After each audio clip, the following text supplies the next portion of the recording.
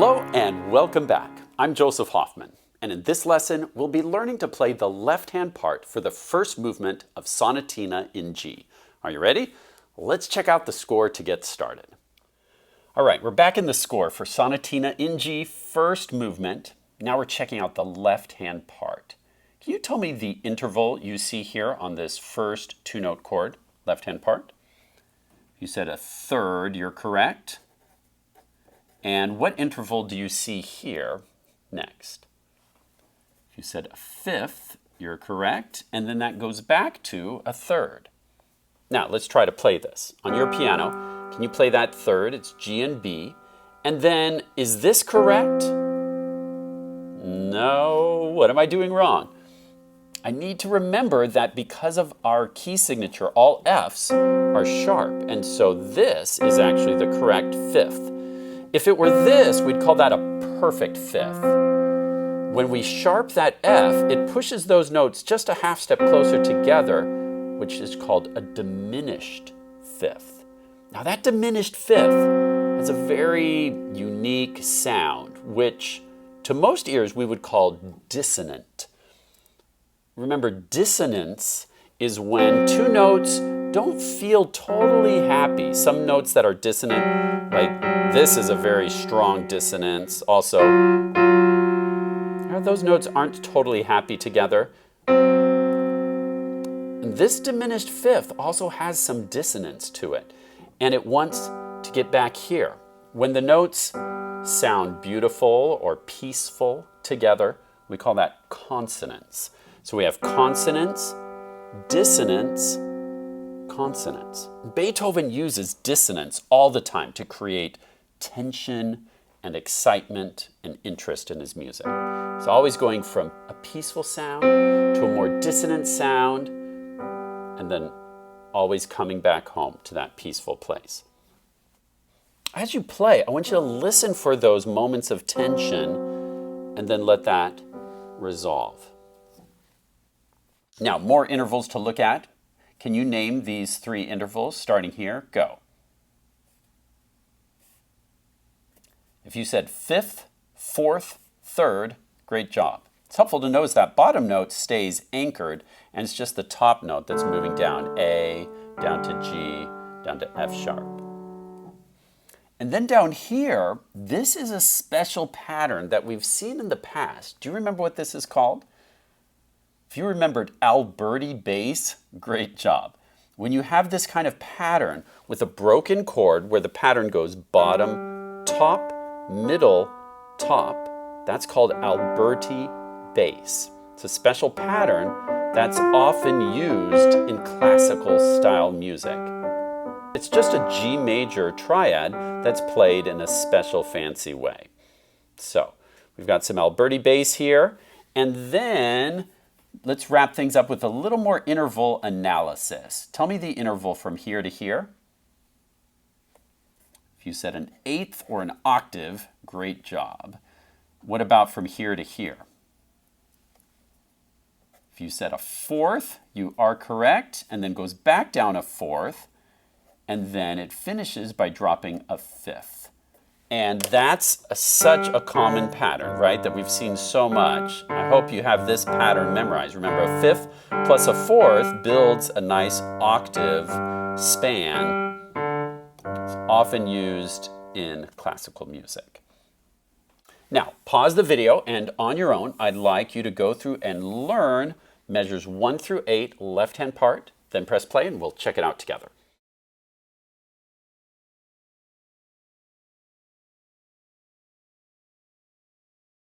All right, here's the left-hand part starting in measure 1. If you like, you could try playing along, or you can just listen and count with me.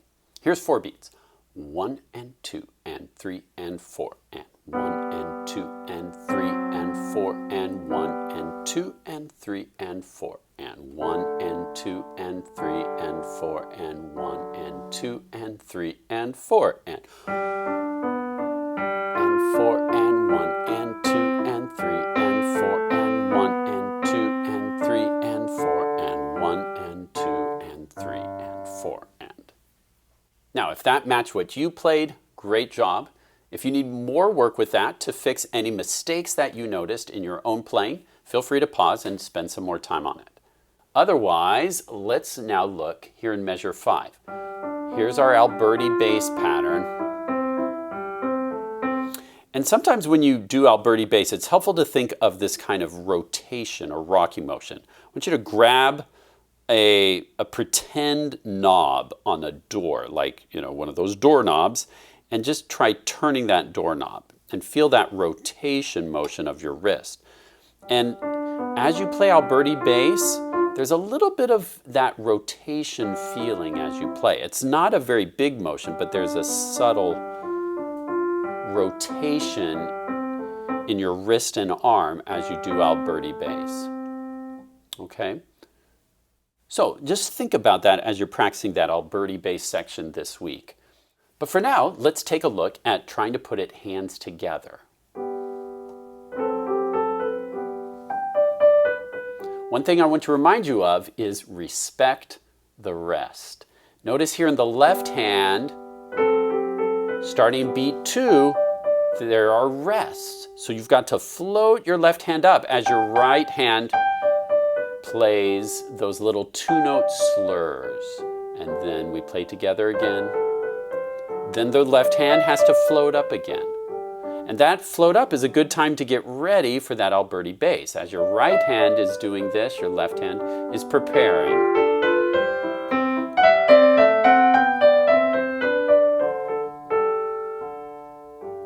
And then both hands float up.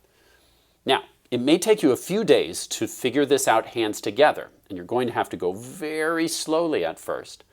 But for today, I want you to choose at least 2 measures and try and learn it hands together just to get started, and then you can do the rest later on this week. Pause to work on a little section of your choice, hands together, and then press play to go on.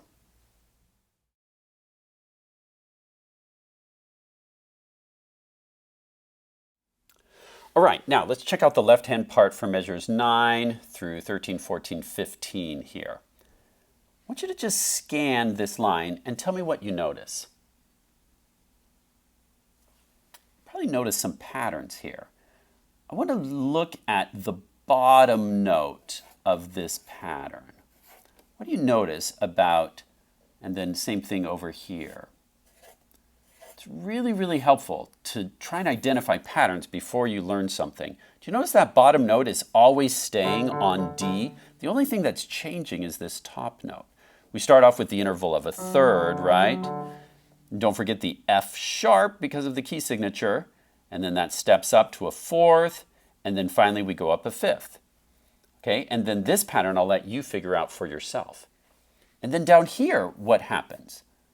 Once again, notice this bottom note forms an anchor. We've got this D, D, D as this anchor to all of these other intervals that are formed with the top note.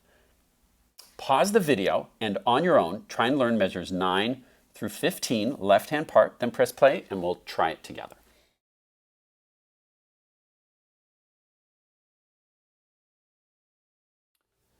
Okay, here's starting in measure 9 with the left-hand part. You can play along with me or just count and listen. Here's 4 beats. 1 and 2 and 3 and 4 and 1 and 2 and 3 and 4 and 1 and 2 and 3 and 4 and 2 and 3 and 4 and 1 and 2 and 3 and 4 and 1 and 2 and 3 and 4 and 1 and 2 and 3 and 4 and 1 and 2, etc., etc. Lots more rest. Now again, remember to respect the rest. Here in measure 13, 1 and 2. On beat 2, that's where your hand should float up. So we hear the silence. 1 and 2 and 3 and 4 and 1 and 2 and 3 and 4 and 1 and 2.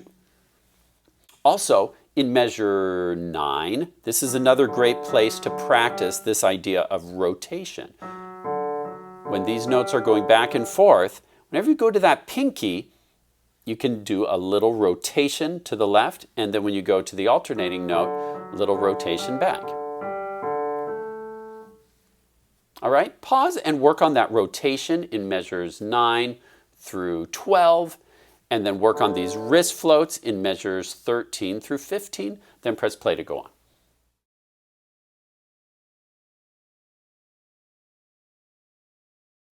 Now, we also want to be working on this section hands together too.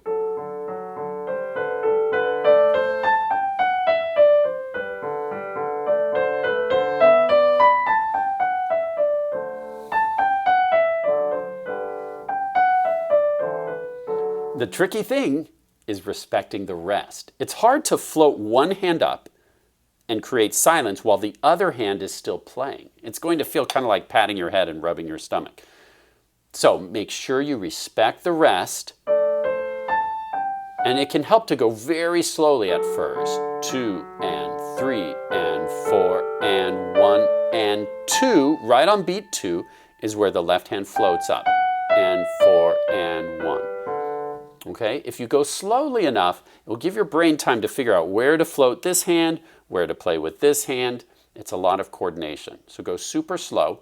And again, for today, choose maybe just 2 measures to try hands together, and then you'll learn more later on this week. Pause to work on the section of your choice, hands together, then press play to go on.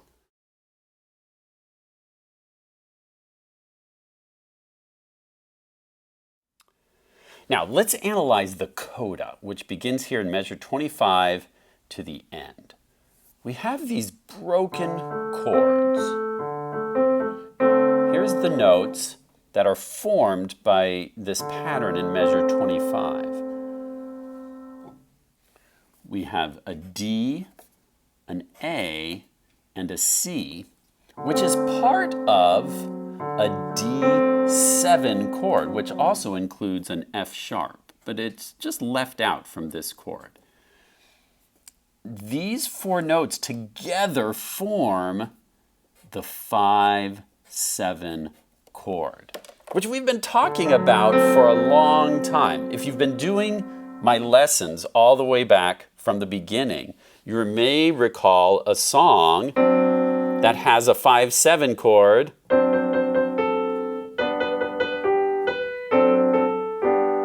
Sound familiar? This 5-7 chord put the D on top, but the true 5-7 chord in what's called root position uses these notes. Why am I taking the time to explain this? Well, the 5-7 chord is one of Beethoven's favorite chords, so we're going to see it a lot again, if this was composed by Beethoven. But even aside from Beethoven, so many composers from the classical, Baroque, and Romantic eras use the 5-7 chord a lot. So it's a very important chord to know. And that's the chord we get here in measure 25. Now, I'd like you to pause the video and figure out what chord is being used here in measure 26. Look at all the notes, put them together. Remember, it might be an inversion. Try to figure out what is the chord in root position, because that will help you name the chord. Figure out measure 26, then press play, and we'll check it out together.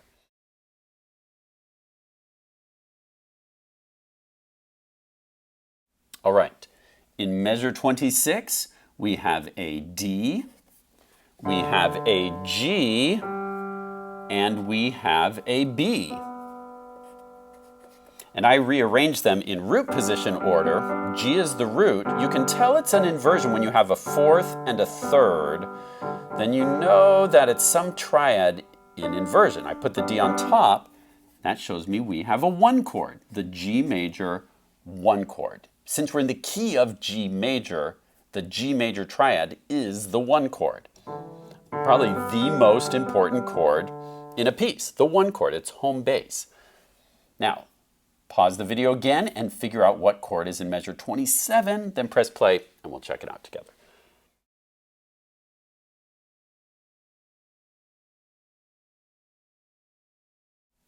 All right, in measure 27 we have a D, an F sharp, and an A.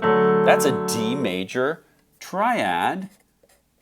And what is the Roman numeral for a D major triad in the key of G? Well, you just start on G and count out 1, 2, 3, 4, 5. D is the 5th note. Therefore, a D major triad is the 5 chord.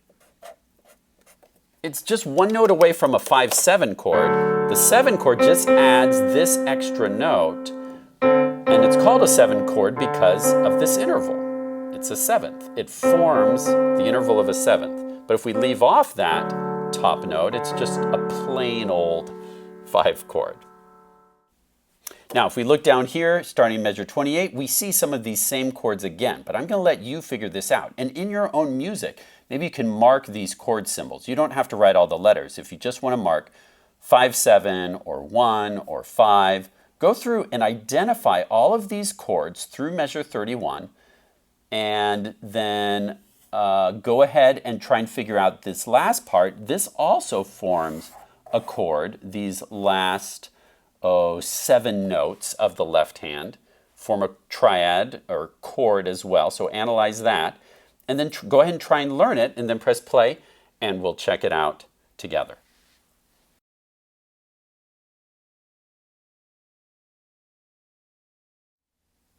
Okay, here's the analysis. We had a 1 chord, 5-7, 1, and then here, I hope you caught, again, it's so easy to get tricked into thinking a pattern's going to continue. We've only seen the same chord throughout the whole measure, but here we start with the 5 chord, and then here we change that to the 5-7 chord.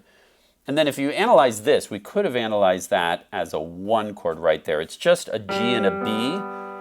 And technically, we would normally expect to see a D as well, but composers sometimes get creative and leave out one note of the chord. We could still analyze that as a 1 chord. And then all of this put together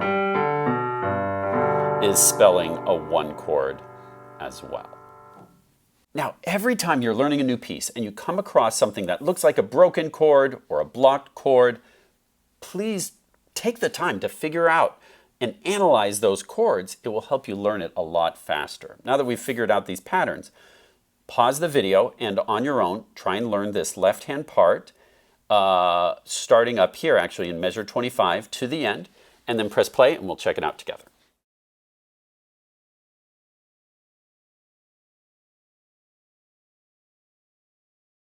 All right, let's take a look at this left-hand part for the Coda, which begins in measure 25. If you'd like to play along with me, you can, or you can just listen and count. Always be doing something.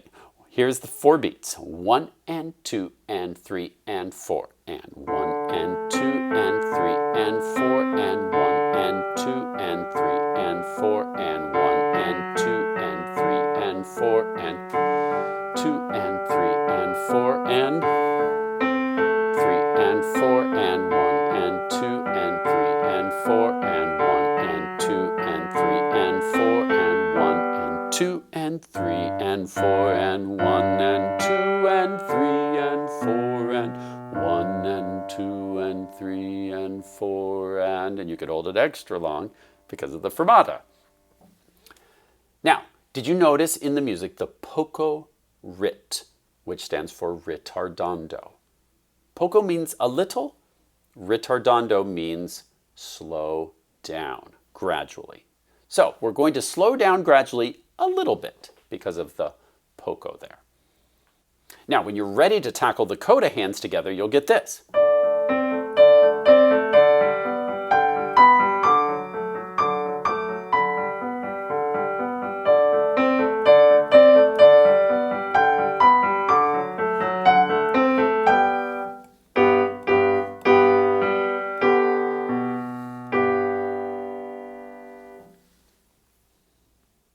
So on your own this week, work a lot of left hand alone, right hand alone, and then when you're ready, start putting it hands together.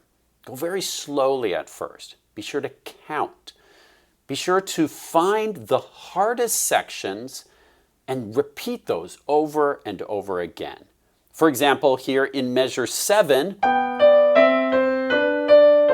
going into measure 8, maybe you'd call that a challenge zone. And do that 10 times in a row until you feel like you have it mastered. Maybe the first time you're going to go super slow motion, but you'll find if you repeat it enough times, you're going to get it. Sometimes you're going to take just 4 notes. Like maybe these last 4 notes of measure 6 and call that a challenge zone. And do that 10 times in a row until you're sick of it. But you want to take the hard parts and turn them into easy parts by just repeating them enough times. Little sections and then slowly zoom out to bigger sections until you can put it all together confidently. And once again, the metronome can be your friend. At first, you can have the metronome going the subdivided beat. So maybe this is 1 and 2 and 3 and 4 and 1 and 2 and 3 and... See how it's clicking every 8th note? But then you can go faster and faster and faster, and then eventually you'll want to switch to the metronome being the quarter note. So now this is 1 and 2 and 3 and 4 and 1 and 2 and 3. See what I did?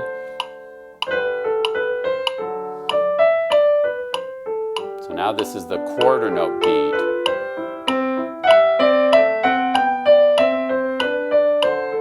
And then I'm going to crash into my metronome, so I can't keep playing.